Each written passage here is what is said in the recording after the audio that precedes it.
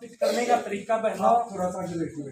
जैसे हम दोनों हाथों में फूल लेते हैं बेटा। आप पहले अपने मन से, वचन से और कर्म से हम आपको श्रद्धा पुष्प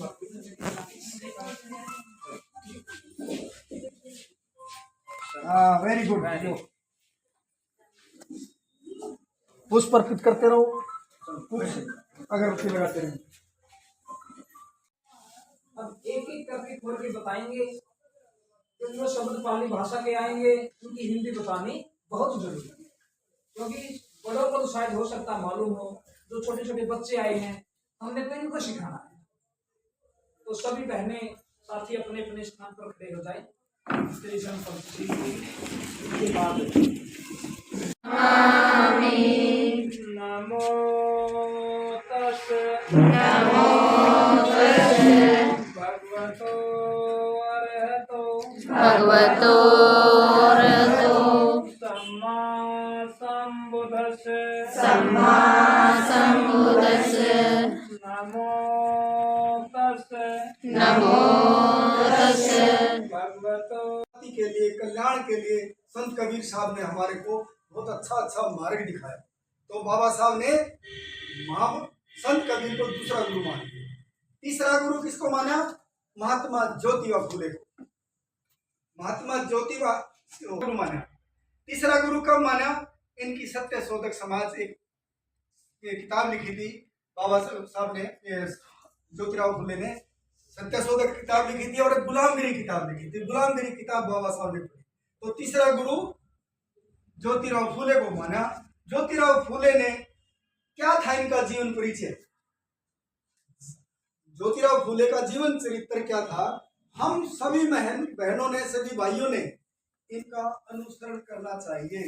इनका अनुसरण करना चाहिए, इनके दिखाए गए मार्ग पर चलना चाहिए। क्या मार्ग था ज्योतिराव का? क्या मार्ग था कि शिक्षा के बगैर ज्ञान आगे नहीं बढ़ सकता आदमी। शिक्षा के बगैर, शिक्षा बहुत जरूरी है आदमी के इसमें। और जब इनकी शादी सावित्रीबाई फुले से हुई, इनकी उम्र मात्र 9 साल की। सावित्रीबाई फुले की उम्र मात्र 9 साल की थी और पढ़ना चाहती थी। शादी होने के बाद क्या होगा? पढ़ना चाहती है और समाज पढ़ने की आज्ञा नहीं देता। समाज पढ़ने की आज्ञा नहीं देता। कहाँ पढ़ाया? इस देवी को कहाँ पढ़ाया? खेतों में काम करते समय, जब काम करने के बाद जब विश्राम करते तो इनकी किताबें नहीं थी, कोई कॉपी नहीं थी। धरती के ऊपर इन्होंने आ लिखना सिखाया। धरती के ऊपर उंगलियों से लिखना सिखाया कि ऐसे लिखा जाए। जब इनके फादर ने पता लगा कि आप इस बहू को वहां पढ़ाना चाहते हो, पढ़ा रहे हो? बोले हाँ पिताजी, पढ़ाना चाहते। घर वाले ने घर से निकाल दिया कि नहीं, बहू को पढ़ाएगा नहीं। गांव में ऐसा हो रहा है कि आप बहू को पढ़ा रहे हो कि पिताजी पढ़ाई के बगैर कुछ भी नहीं। मेरा पढ़ाई का लक्ष्य है, इस बहू का भी पढ़ाई का लक्ष्य है। यदि तुम्हारा टारगेट इसके ज्योतिराव फुले के फादर कहने लगे, यदि तू बहू को पढ़ाना चाहता है तो मेरे घर के दरवाजे बंद है। देखो, दरवाजे किसके बंद करे? मैं शिक्षा का ज्ञान देना चाहता हूँ अपने घर वाले। और घर वालों ने, माँ बाप ने उसके दरवाजे बंद कर दिए। क्या गुनाह था? उसने कहा कि मैं इस सावित्रीबाई फुले को पढ़ाना चाहता हूं ताकि महिला जागृति पैदा करे, महिला जगत में एक शिक्षा की ज्योति जलाए। तो इन्होंने पढ़ाना जारी रखा। जब वो खुद पढ़ गई तो उन्होंने कहा कि मैं तो पढ़ा दिया, आपने अक्षर ज्ञान दे दिया, लेकिन मैं इस अक्षर ज्ञान को आगे बढ़ाना चाहती हूँ। 17 साल की लड़कियां तो हमारी स्कूल में जाती हैं। 17 साल की लड़की ने, 18 साल की लड़की ने पहला स्कूल खोल दिया। और स्कूल किसके लिए खोला था? सबके लिए, सभी जाति के लिए खोला था। एक ऐसी महिलाओं के लिए नहीं, सभी के लिए खोला था। और कितनी पीड़ा सहन करी उसको आपको जागृत करने के लिए। बहनों, इसके बारे में तो प्रकाश मैडम संतोष डालेगी। मैं तो इतना कहना चाहता हूं कि ज्योतिराव फुले ने और मां सावित्रीबाई फुले ने आपस में कोऑपरेशन करके ज्ञान अर्जित किया। ज्ञान अर्जित करने के बाद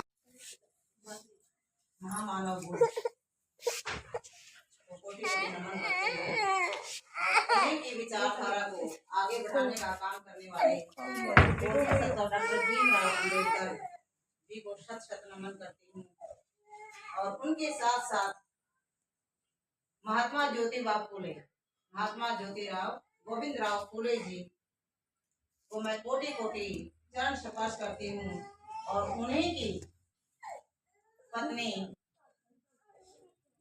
माता सावित्रीबाई फूले, माता शब्द लगाया है, ध्यान करना बहनों कि माता सावित्रीबाई फूले जी को चरण वंदन करती हूँ कि उन्होंने आज हमें इस लायक बनाया कि हम अच्छी वेशभूषा के साथ और अच्छे पदों पर सुशोभित होकर के आज आपके सामने खड़े। और मैं वंदन करती हूँ मेरे माता पिता जिन्होंने इन महापुरुषों की शिक्षा लेकर के स्वयं शिक्षित होकर मुझे शिक्षित किया और आप जैसी बहनों से मैं आज रूबरू हूँ और समाज के अंदर एक शिक्षिका के पद पर सुशोभित की। क्योंकि यदि माता पिता इनके संस्कारों पर नहीं चलते, ये बताना फलां के घर में लड़की पैदा हुई, क्योंकि वहां पर जब डॉक्टर चिकित्सा वगैरह नहीं थी, इसको भी जब इसके पिताजी मारने के लिए गए तब कोई एक भला इंसान था और उसने कहा भी तू क्या कर रहा है, और उनके संतान नहीं थी, तब तक उनके संतान नहीं थी, बाद में उनको भी लड़की पैदा हुई तो कहा क्या क्या कर रहा है, कहता नहीं ये मुर्गी पैदा हुई है, ये लड़की पैदा हुई है, मैं नहीं रखूंगा, यदि मैंने रख लिया तो ये ब्राह्मणवादी जो मनुवादी लोग हैं ये मुझे जीने नहीं देंगे। जैसे कैसे उसको समझाया तो माता सावित्रीबाई फूले का भी जीवन। और बहनों, शादी के बारे में बताया कि 9 साल की माता 9 साल की उम्र में शादी हो गई थी और जब पढ़ना शुरू किया अपने पति की बदौलत, जब पति पढ़ते थे तो वो कुछ गुनगुनाते थे, माता सावित्रीबाई फूले बोलती क्या क्या बोल रहे हो, तो उन्होंने उनको प्रेरित करने के लिए कहा ये अक्सर बोल रहे हैं। कहते अच्छा कभी अक्सर भी बोलते हैं, कहते हाँ अक्सर बोलते हैं। तब उनके बिल्कुल पहले से इच्छा थी और वो इच्छा और अच्छे से जागृत हुई। तो माता सावित्रीबाई फूले ने पढ़ना शुरू किया और वो जो अक्सर बोलते थे ना, उन अक्षरों को बोलने का अनुभव भी दिया कि वास्तव में अक्सर बोलते हैं। आपने भी देखा होगा जब हम पढ़ते हैं तो अक्सर बोलते हैं, विद्या बोलती है, शिक्षा बोलती है। यदि शिक्षा नहीं होती तो मैं भी नहीं बोल पाती, यदि शिक्षा नहीं होती तो आप भी यहाँ तक नहीं पहुंच पाते, यदि शिक्षा नहीं होती तो इतने सुंदर भवन में आज हम नहीं बैठते। तो बहनों, जब माता सावित्रीबाई फूले ने पहला विद्यालय खोला लोगों ने विरोध किया। उससे पहले तो उन्होंने बहुत काम किए, इतना समय भी नहीं है कि मैं पूरा सा वर्णन कर पाऊं, क्योंकि उनकी जीवनी का कोई 5 मिनट का वर्णन नहीं है, बिल्कुल भी नहीं है और न हम करने में सक्षम हैं।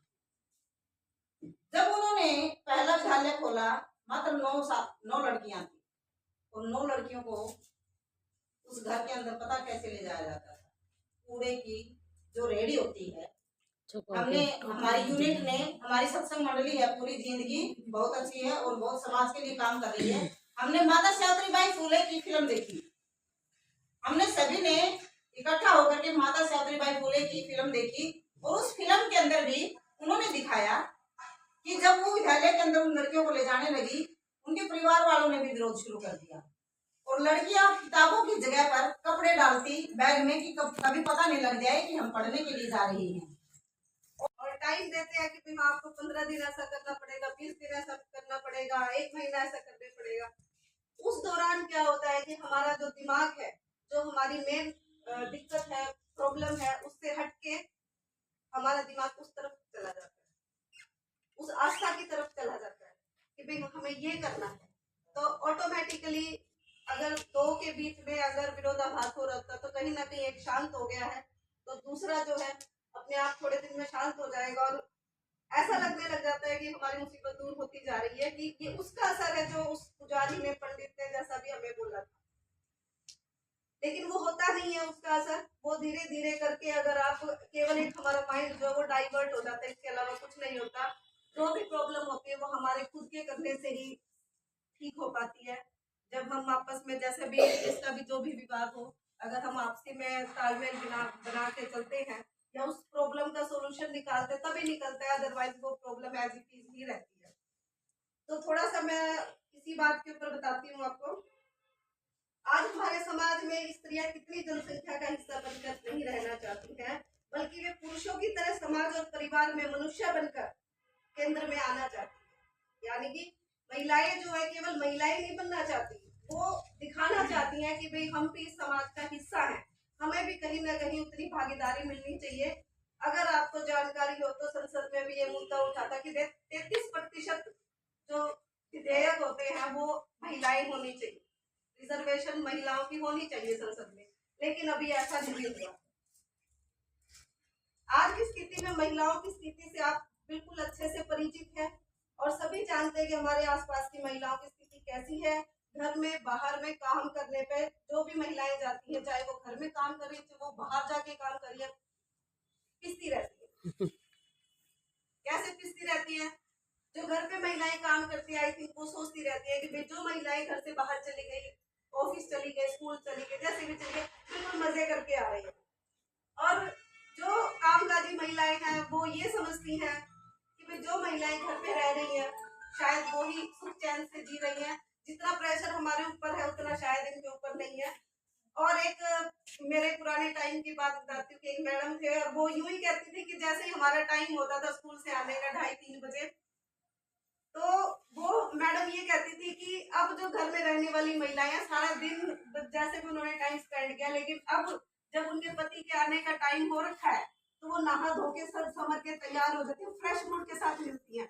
जबकि हम जो अब स्कूल से बिल्कुल इतने थकी हारी जाएंगे, मतलब बिल्कुल भी ये नहीं होता कि एनर्जी लेवल लो हो जाता है कि भाई एक अच्छी तरीके से हम अपने हस्बैंड से बात कर पाए या घर में अच्छा माहौल दे पाए। कुछ इस तरीके के उस मैडम के विचार थे। और कहीं ना कहीं हम सोचते भी ऐसा ही है कि जब हम बाहर से काम करके आते, पता नहीं कितने सारे प्रेशर होते, चाहे वो मजदूरी का काम कर रही हो लेडी, चाहे वो बाहर ऑफिस में जा रही हो या फिर एक ऊंचे पद पे ही आसीन क्यों ना हो। जो मानसिक परेशानी होती है वो परेशानी हर किसी को बताई नहीं जाती। शारीरिक प्रॉब्लम हम फिर भी बता देते हैं, लेकिन जो मानसिक होती है वो नहीं बता पाते। तो यही तरीके से हम देखते हैं कि महिलाएं पिसती ही रहती हैं, घर पे भी इतने सारे अत्याचार होते रहते हैं। तो आज से पहले भी प्राचीन समय में भी महिलाओं की स्थिति और भी खराब और दयनीय थी, ये सारी बातें सब जानते ही है कि भी आज थोड़ा सा हम अपने जॉब के लिए या हम किसी और के लिए पढ़ रहे हैं।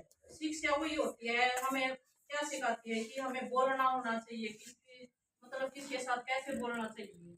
वही हमें पहनना सिखाती है, खाना पीना सिखाती है, रहन सहन भी हमें शिक्षा ही सिखाती है।